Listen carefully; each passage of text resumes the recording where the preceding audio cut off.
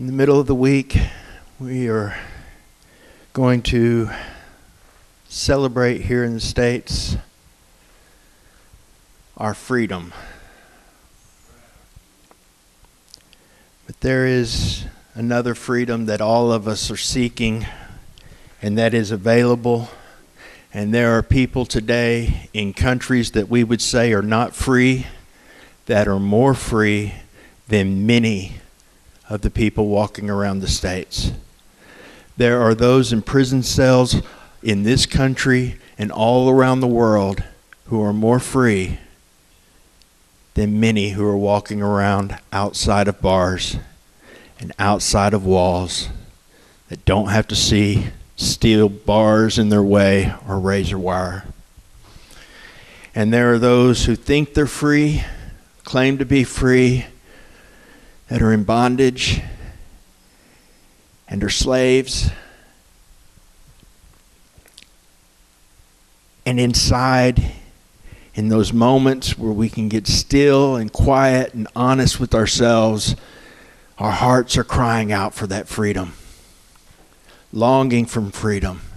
And it's a freedom from the curse, really, from the consequence of separation from our Creator, who spoke our hearts into existence and didn't leave a single one of us behind. On that road to freedom, there are a couple of ditches, one on each side, that we have a tendency to bounce back and forth. And if we get in either one of them too much, we'll never find that destination that we are born longing for. When we have that understanding from whatever young age, beginning of understanding that something's not right, something's missing, we try to fill it. Everyone does this. Everyone tries to fill it. How you try to fill it will vary. We all have some things in common, but it might be with relationship with other people, pleasing other people. It could be with chemicals. It could be with distraction of another kind. Whatever it is, we all try to fill that God-shaped hole because we were made to have relationship with our Creator, with our Daddy. And in order to survive that emptiness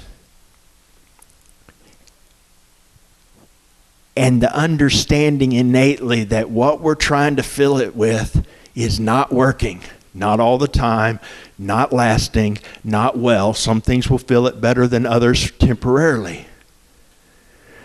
We start telling ourselves, this is just how it is. This is just how I am.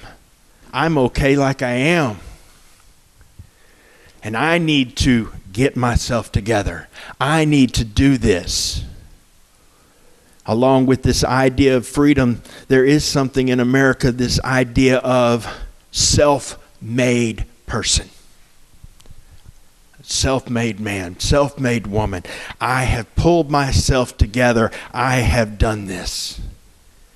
And it's pride that can keep us from relationship because we can't go to Daddy for what we need because we feel like we have to do it. But we can't. And we bounce from that pride into the other ditch, that fear of rejection, because sooner or later we all come to that point where we understand that our best efforts have failed. We cannot make ourselves right. We cannot make ourselves whole. And then we feel like we don't deserve to go to Daddy. We would reject us. So why wouldn't He? I don't deserve to be there because I've messed up too many ways. I've messed up too many times. And I don't deserve His help. And I'm scared to go because maybe He'll just cast me aside. Jesus made it very clear that that's not the case when he told the story of the prodigal son, who squandered all he had and all of his chances. And then he said, I'm not worthy to be a son, but maybe I can be a servant. But his daddy ran to him after seeing him from a long way off because he was looking for him. And he said, I didn't ask you to be worthy. I didn't ask you to be clean. I just asked you to come home. And so he's calling us. We say God helps those who help themselves, but that's a lie to keep us bound. God helps those who understand that they can't help themselves. We need him. That's why he said, blessed are the poor in spirit, the needy, the broken, who understand that my best effort is a mess and I can't do it. But at the same time, understanding that our daddy loves us and he just wants us to come to him. He loves us as we are, not as we should be. And he loves us enough not to leave us the mess we are. We don't have to be afraid of his casting us aside because we don't deserve it, because he sent Jesus to do everything that was needed for us to have that relationship. And if the Father would give the Son, and if the Son would come and willingly lay down his life to give us the chance to come, the choice to come, then when we do say, yes, I want to come, he's not going to cast you aside. If we just stop and think about it for a moment, it doesn't even make sense. I'll die for you in your darkest moment, but you better get better before you come. No, that doesn't make sense. You don't get cleaned up to take a bath. He meets us where we are. And he did it in advance. We don't have to do it on our own. We can't do it on our own. So throw away the foolishness of pride that says, I will make myself right with God. But he paid the price and did everything that was necessary on that cross so that we don't have to ever be afraid to come to Daddy.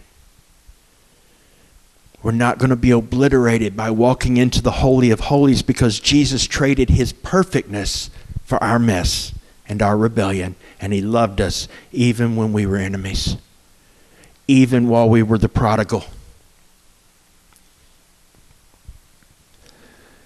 So as we spend some time thinking about the price that was paid, remembering what Jesus did for us out of his great love, let us also remember that Jesus did what he did by the power of the Spirit. The Spirit enabled him to do that. So we can know that the Spirit loves us as much as Jesus loves us. And he did it under the will of the Father. And he didn't say or do anything that he didn't see the Father do or hear the Father tell him to do. So we can know that Daddy loves us too. It's not some sweet loving Jesus and a mean, vengeful, old judging God. It's a heart that loves us, is a Daddy's heart. And that's why the cross was there. So we don't have to fear the rejection, and we don't have to build ourselves up with false pride thinking we can do it ourselves. We can understand that we need help. No matter how much progress on that road to freedom has been made, we still need help every step of the way. And that help is readily available because of what Jesus did on that cross.